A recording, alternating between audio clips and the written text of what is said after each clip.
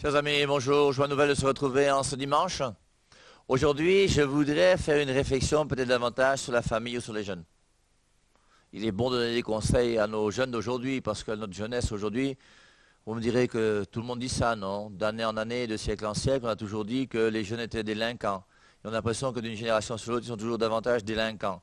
Mais quelque part, il faut que on trouve le moyen peut-être de les encadrer. Et aujourd'hui, avec tout ce qu'il y a, les réseaux sociaux, les smartphones, les téléphones, l'Internet, on est un petit peu perdu. Et donc, je voudrais donc réfléchir un petit peu sur vous les jeunes et vous donner quelques petits conseils. Et vous devez comprendre une chose importante, c'est que votre vie, à vous, jeunes garçons et jeunes filles, dépend de 2 ou 3 oui, ou de 2 ou 3 non, que vous allez prononcer au moment de l'adolescence. Les oui de 2 ans, 3 ans, 4 ans, ce n'est pas très important. Mais au moment de l'adolescence, c'est là où d'abord il y a la transformation du corps, on y reviendra, et c'est là où tu vas commencer à être affronté à un autre milieu que le tien. Quand tu es petit, c'est ton père et ta mère qui t'éduquent. Après, la vie et le monde va commencer aussi à t'éduquer. Et si les bases que tu as reçues ne sont pas solides, tu risques malheureusement de dégringoler. Et c'est important que vous, jeunes aujourd'hui, jeunes, je parle des adolescents, hein, vous les adolescents, vous soyez capables de dire oui ou non. Que tu détermines des points essentiels de ta vie. Est-ce qu'aujourd'hui, vous les jeunes garçons et les jeunes filles, vous êtes capables de dire oui à la virginité jusqu'au jour du mariage? Ou est-ce que vous préférez dire oui à la fornication? Et qui va choisir? C'est toi et toi seul. Est-ce qu'aujourd'hui, en classe, tu dis oui à la triche ou non à la triche? Est-ce qu'aujourd'hui, toi, tu dis oui aux bonnes compagnies ou non aux bonnes compagnies? Est-ce que tu préfères les mauvaises compagnies? Les gens qui te trompent, qui te font faire des choses bizarres? Et je vous rappelle que les mauvaises compagnies, chose très importante, dès que dans ta vie, tu commences à cause d'un ami ou d'une amie, ou de plusieurs amis, garçons ou filles, ou d'un groupe d'amis qui est le tien, si à cause d'eux, tu commences à désobéir à ton père et à ta mère, c'est qu'il y a quelque chose qui ne va pas. Quelqu'un qui t'aime, c'est quelqu'un qui te renverra toujours en lien avec ton père et ta mère. Et nous-mêmes les éducateurs, nous-mêmes les prêtres, nous ne pouvons pas éduquer un enfant s'il n'y a pas l'accord avec l'éducation qu'on donne à la maison. Je vais vous donner un exemple. C'était encore très très jeune, hein, toujours à Berthois, c'est là où j'ai fait mes armes. Une classe de 5e, où j'enseignais mathématiques et catéchèse. Et dans cette classe de 5e, il y avait un petit garçon témoin de Jéhovah. Et ce petit garçon témoin de Jéhovah venait me rencontrer à la paroisse, moi, Père et Marie, Bac plus 8, lui il était en 5e. Et on discutait pendant au moins une demi-heure, 1 heure ensemble, chaque semaine. L'année d'après, d'ailleurs, ses parents l'ont fait partir dans une autre ville, parce qu'ils avaient peur qu'il devienne catholique. Et quand j'ai discuté avec lui, le gars était formé, il avait des arguments, même quand il était en 5e. Et à chaque fois que je parlais et qu'on discutait ensemble, en discutant, je m'apercevais que le dernier argument qu'il avait, quand on n'était plus dans la Bible, dans la réflexion, le dernier argument qu'il avait, c'est « Papa m'a dit que ».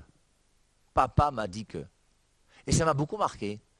Tout ça pour vous dire, vous les parents, papa m'a dit que, c'est très important. Et vous devez dialoguer et discuter avec vos enfants. Et vous devez leur donner tous les conseils que vous pouvez. Mais en leur donnant tous les conseils que vous pouvez, sachez une chose, vous accouchez un enfant qui n'est pas votre enfant, c'est votre enfant, mais qui ne dépend pas de vous. Ce n'est pas toi qui as choisi qu'il soit un garçon ou une fille. Ce n'est pas toi qui as choisi qu'il soit fort en mathématiques ou en sport. Ce n'est pas toi qui as choisi qu'il veuille devenir musicien ou astronaute ou pilote de ligne ou avocat ou je ne sais pas quoi. Ce n'est pas toi. Et la seule chose que toi tu as à faire, c'est l'aider dans son conditionnement à pouvoir avoir le meilleur espace pour pouvoir s'épanouir au maximum. En étant autoritaire aussi avec lui. Il faut qu'un enfant à la maison sache qu'il y a une autorité. Et c'est très important, sinon ça va devenir des chic-molles. Et donc l'autorité du père et de la mère, on dit souvent non, que au moment de l'adolescence, tous les enfants pensent que leurs parents sont un peu chiants et pénibles. Et c'est normal, c'est le conflit de génération. Et après donc, à 25 ans ou à 30 ans, tu commences à dire que tu commences à demander tes conseils à ta mère de temps en temps. Comment est-ce qu'elle vivait sa vie de couple avec son mari? Toi qui es marié depuis 3, 4, 5 ans, ça se passe comment? Il y a des mois, c'est difficile. Après les enfants, comment tu faisais pour les enfants, hein? Après, tu vas commencer. Et puis, lorsque ta mère va mourir, après, tu vas dire, maman faisait comme ci, maman faisait comme ça. Et c'est vrai que des parents en général sont quand même des gens qui nous marquent. Et nous avons le devoir comme parents de donner une bonne éducation à nos enfants. Alors, vous voyez, ce qui est intéressant, c'est quoi? C'est de comprendre que quel est un adolescent? Ce n'est plus un enfant. Et ce n'est pas encore un adulte. Et la différence pour moi qu'il y a, vous voyez, entre un enfant et un adulte, c'est que du côté de l'autorité de l'enfant, c'est l'autorité de ses parents. Et c'est pour ça que c'est les parents qui ont toute autorité sur l'enfant. L'enfant ne décide de rien. Et l'adulte, c'est lui qui décide de tout. Et ses parents ne décident plus de rien. C'est moi. Je décide de travailler de telle heure à telle heure. Je décide d'acheter un terrain dans tel endroit. Je décide de me marier avec telle femme. C'est pour ça qu'on ne demande pas la permission à son père ou sa mère de se marier. Parce que celui qui se marie, ce n'est pas un adolescent. Celui qui se marie, ce n'est pas un enfant. Celui qui se marie, c'est un adulte et c'est lui qui décide. Et c'est moi qui décide de la femme que j'ai choisie. Et je dis à mon père que voici la femme que j'ai choisie. Je ne te demande pas ton avis. Maintenant, tu agis comme tu veux. Moi, je fais comme je veux aussi. On est déjà grand. Je suis adulte. Moi, toi. Et donc, ce qui montre bien que toute l'éducation de l'enfant à l'adulte, c'est quoi? C'est que l'autorité des parents va diminuer de plus en plus pour que l'autorité de l'enfant grandisse jusqu'à, au moment adulte, tout prendre. Et c'est cette ligne-là qui fait toute la difficulté qu'il y a entre les parents et l'enfant. Et c'est pour ça qu'au moment de l'adolescence, l'adolescent n'est plus un enfant. Et l'adolescent a déjà des désirs en lui qui sont là et qui existent. Et il veut déjà commencer à faire comprendre à son père et à sa mère que vous commencez à empiéter sur ma vie. Quand il était petit, il n'y avait aucune discussion possible. Commençons. L'enfant, là d'abord, quand il naît, il n'a pas demandé à venir au monde. C'est vous, les parents, qui avez imposé la vie humaine à l'enfant.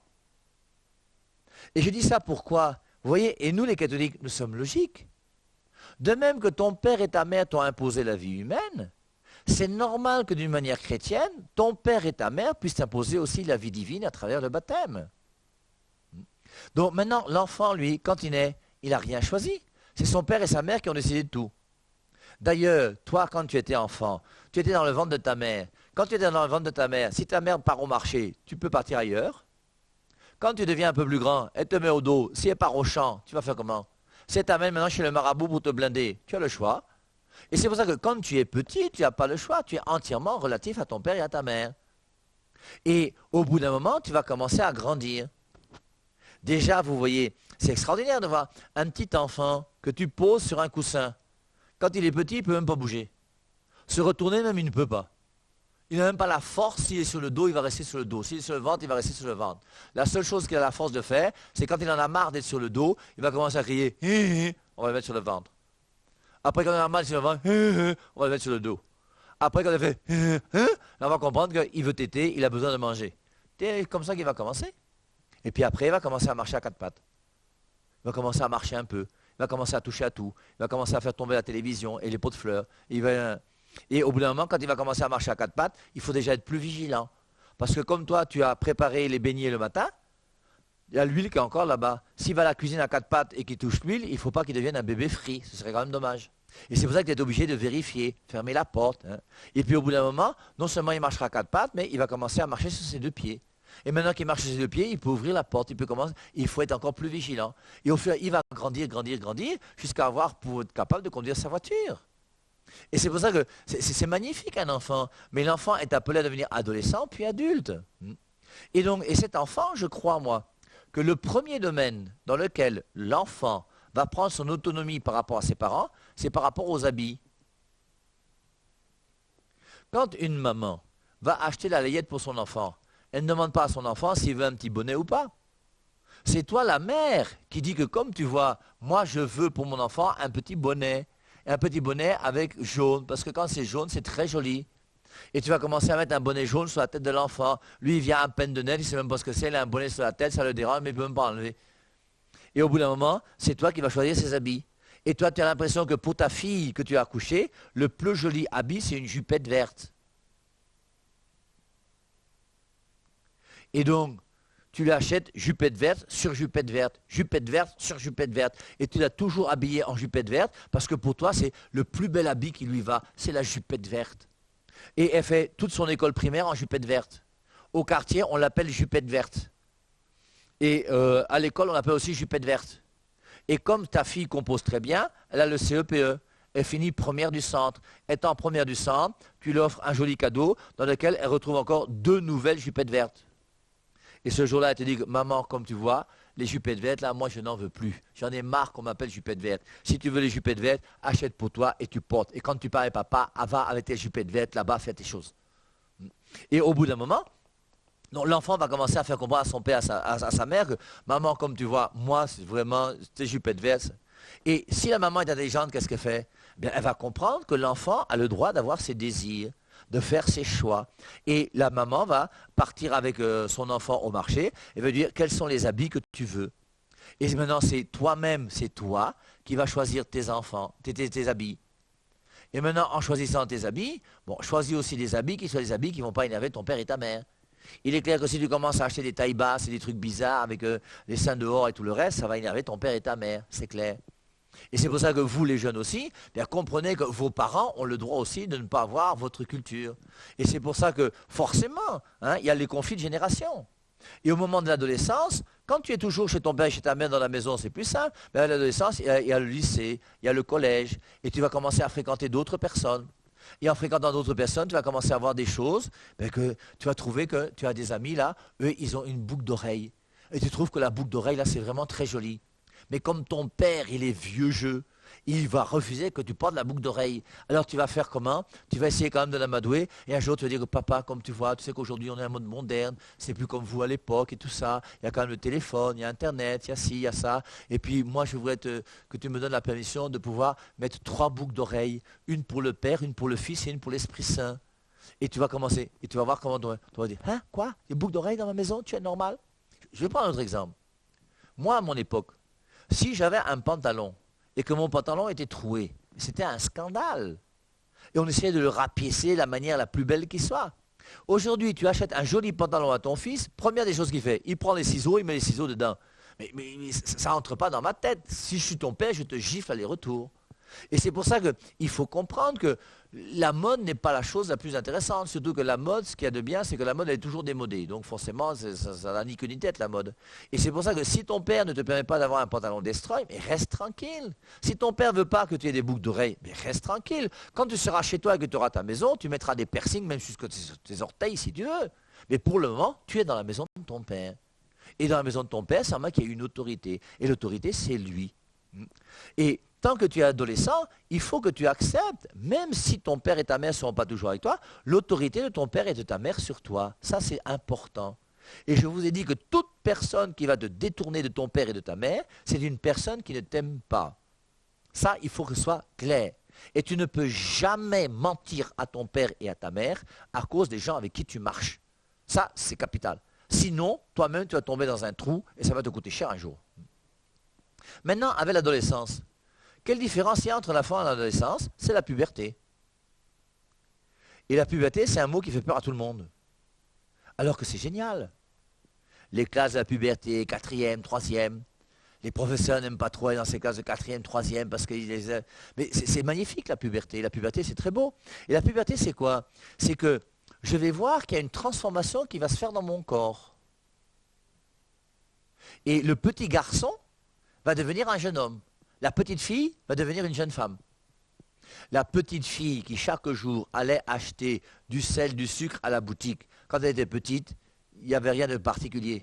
Depuis un certain temps maintenant, comme la puberté est arrivée et que les caractères secondaires de la sexualité sont apparus, quand elle va acheter son sel ou son sucre, elle entend en route psst, psst, parce que les garçons commencent déjà à la regarder. Et elle-même sent déjà qu'on la regarde. Et elle commence déjà à être attentive. Elle va commencer à faire attention à sa jupette, à son machin, à ses petites coiffures, ses petites mains et tout ça. Le garçon, c'est la même chose. Il va commencer à voir qu'il y a des poils qui apparaissent quelque part. Il va se regarder un jour dans la glace, il va dire que, mais merde alors, qu'est-ce que je suis beau. Je suis taillé en V comme ça. Mes biceps, oh là. Il va commencer à porter des petites cinglettes. Il va commencer pour montrer ses muscles partout, pour essayer de montrer qu'il est quelqu'un. Et c'est normal. Et la puberté implique la transformation du corps.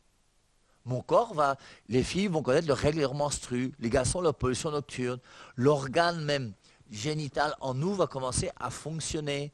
Et je peux déjà capable de devenir capable de faire un enfant. Ça ne veut pas dire parce que mon corps est capable de faire un enfant qu'il faut que je fasse un enfant. C'est pour ça que la puberté ne s'accompagne pas uniquement d'une transformation du corps, mais aussi d'une transformation du cœur. Transformation du cœur comment? En ce sens où c'est une fois que ton corps a connu ces transformations liées à la puberté, que ton cœur va commencer à aimer. Ton corps devient capable de donner la vie et ton cœur devient capable d'aimer. Et c'est pour ça qu'on a inventé un cours qu'on appelle l'éducation à la vie et à l'amour. Éducation à la vie à cause du corps et à l'amour à cause du cœur. Et c'est très important de pouvoir avoir une éducation à la vie et à l'amour. On n'aime pas une fille à l'école primaire. Moi, Père Hervé Marie, la première fille que j'ai aimée, je vous ai déjà dit, elle s'appelait Françoise. Et j'étais en classe de seconde. Et en classe de seconde, je suis tombé amoureux de Françoise. Et un soir, pendant que je dormais tranquillement, à l'époque, je ne priais pas parce que je ne croyais pas en Dieu, et j'ai mon cœur qui a commencé à faire Françoise, Françoise. Je fais comment? Mais tu penses à Françoise, et le lendemain, ben forcément, tu fais un tour dans sa salle de classe. Je la connaissais déjà, mais mon cœur a commencé à battre pour elle. Et Françoise et moi, on a fait 3 mois ensemble. Et après, elle m'a barré. Je l'ai vue avec un autre garçon. Et j'ai pleuré. Et forcément, chacun d'entre nous, on pleurera pour des problèmes de cœur. Et c'est normal, ça fait partie de la vie.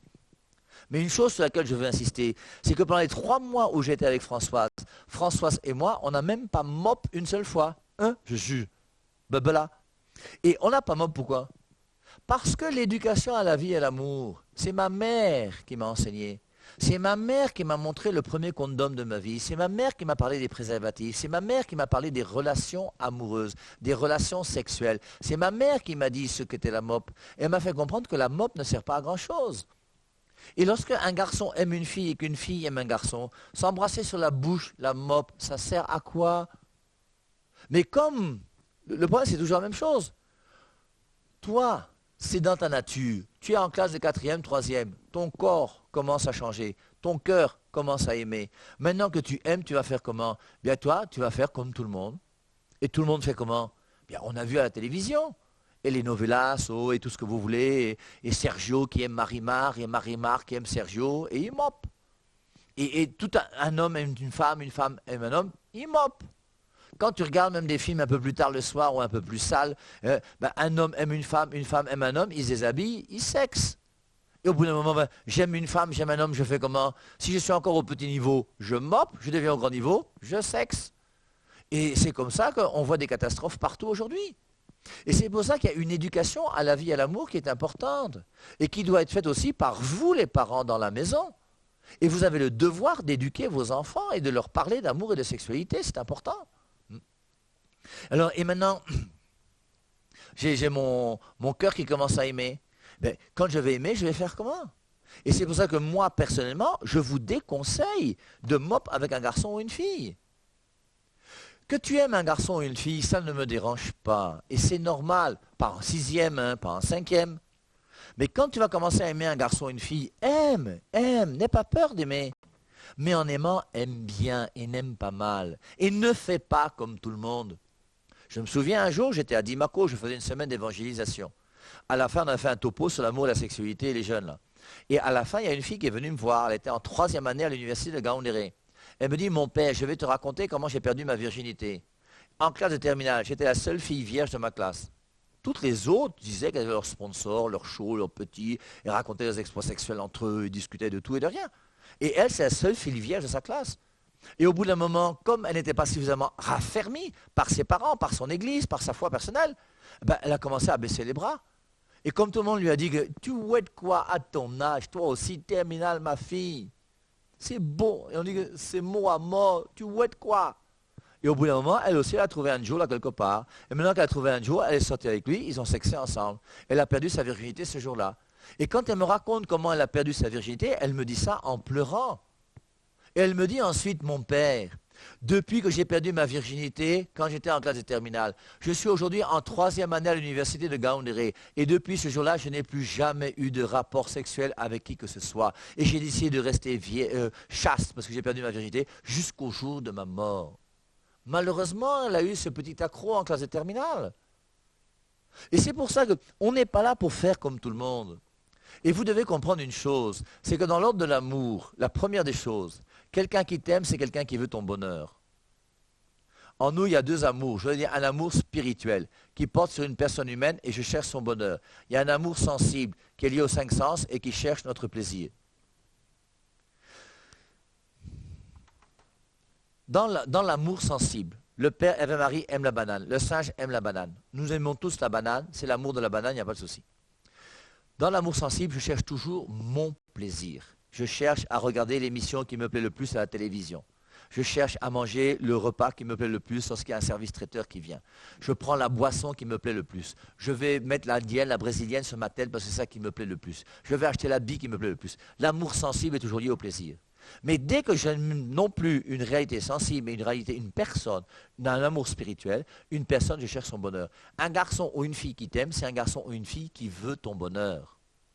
Et dans les lycées et collèges, mes filles, mes fils, écoutez-moi bien, aucun garçon et aucune fille ne peut dire vouloir le bonheur de quelqu'un en sexant avec lui ou avec elle. Un garçon qui t'aime, c'est un garçon qui va dire parce que je t'aime, je ne sexe pas avec toi. Et c'est important qu'on le comprenne. Dans l'amour spirituel, je cherche le bonheur de l'autre. Le garçon qui est avec toi aujourd'hui, est-ce qu'il cherche son bonheur ou est-ce qu'il cherche son plaisir? Et toi-même peut-être, est-ce que dans ton amitié tu cherches le bonheur de l'autre ou est-ce que tu cherches ton plaisir? Et le véritable problème, il est là. Et dans l'amour vrai, je cherche le bonheur de l'autre. Dans un amour faux, je cherche mon plaisir. Et en cherchant ton plaisir, tu seras comme la Samaritaine. Va chercher ton mari. Je n'ai pas de mari. Tu as raison, tu as eu 5. Et celui avec qui tu es aujourd'hui, le 6e, n'est même pas ton mari. Mais tu es avec lui comme ça, comme ça. Et au bout d'un moment, il faut quand même que les choses changent. Et c'est important qu'on puisse comprendre qu'on ne peut pas aimer n'importe comment. Et maintenant, je voudrais terminer, à vous les jeunes, en vous disant, ton cœur va commencer à aimer Françoise ou Paul ou peu importe. Non? Mais il faut aussi que ton cœur puisse aimer Jésus. Et il faut, pour vous les jeunes garçons et filles chrétiens et chrétiennes, que ce soit réellement Jésus-Christ qui soit au cœur de votre vie, au cœur de votre cœur. Je vous rappelle mon nom, je m'appelle Madame Jésus, je le piffe mal et il me yamo. Soyez comme moi des Madame Jésus. Que nous tous, nous soyons des Madame Jésus. Et dans vos lycées et collèges, montrez que Jésus-Christ a la première place et la meilleure place. Et le jour où un garçon va commencer à venir te draguer, il va te chatter pour sortir avec toi, il va commencer à lancer les graines et je ne sais pas quoi encore, eh bien, il faut que ce jour-là, tu sois capable de lui dire, comme tu vois, premièrement, il faut respecter mon père et ma mère. C'est pour ça que vous, les filles, n'acceptez jamais de prendre votre sac et votre valise et commencer à habiter chez un homme sans que cet homme soit allé voir votre père et votre mère. Ce n'est pas normal qu'une femme puisse habiter dans la maison d'un homme sans être dotée. Il faut mettre les choses au clair. Et vous, les femmes qui refusez les dots, c'est votre problème. Moi, c'est vous que j'appelle les femmes qui vont en mariage comme les chèvres. Je vous rappelle que quand on donne une chèvre à quelqu'un dans une concession, il ne te dote pas. Et toi, tu pars là-bas avec tes pieds, on ne te dote pas non plus. Tu es comme une chèvre. Le gars là va te respecter comment? Il ne respecte même pas ton père et ta mère. Il n'est même pas allé voir ton père et ta mère. Et toi-même, tu as accepté ça. Vous cherchez quoi? Respectez ton père et ta mère. Et si tu es chrétien, plus que ton père et ta mère, respectez Dieu, respectez Jésus. Et c'est pour ça que si quelqu'un te détourne de Jésus, tu ne peux pas te marier avec lui. Je vous rappelle que vous, les dames, on ne change pas de religion à cause d'un homme. Parce que l'homme passe après Dieu et Dieu passe avant l'homme. Ce n'est pas normal de changer de religion à cause d'un homme. Parce que Dieu est plus que tous les hommes de la terre. Et aucun homme sur terre ne doit me séparer de mon amour pour Dieu. Et le jour où vous, les filles, un garçon vous chatte pour vous dire qu'il veut sortir avec vous, il faut lui dire, il n'y a pas de souci. Moi, mes conditions sont simples. Il y a quelqu'un qui s'appelle Jésus, et il y a quelqu'un qui s'appelle mon père et ma mère. Et maintenant qu'il y a Jésus et mon père et ma mère, il n'y a pas match. Donc, que Jésus-Christ soit celui qui règne, que Jésus-Christ ait la première place dans mon cœur et que ce soit lui. Et Jésus-Christ ne t'empêchera jamais d'aimer, mais te donnera au contraire une manière d'aimer qui sera encore plus belle et plus forte que tout ce que tu vois dehors. On n'est pas comme tout le monde. Nous sommes chrétiens, nous sommes du Christ et nous devons vivre notre foi et ne pas avoir peur même de faire que cette foi a une influence dans ma manière de vivre. Comme jeune adolescent, soyez obéissants à vos parents, même si vos parents ne sont pas toujours compréhensifs par rapport à vous, mais ce sont vos parents, respectez-les, honorez-les. Et par rapport au monde dans lequel vous vivez, faites des bons choix et marchez avec des gens sérieux ou valables, sinon c'est vous qui risquez de souffrir. Loué soit Jésus-Christ et à dimanche prochain.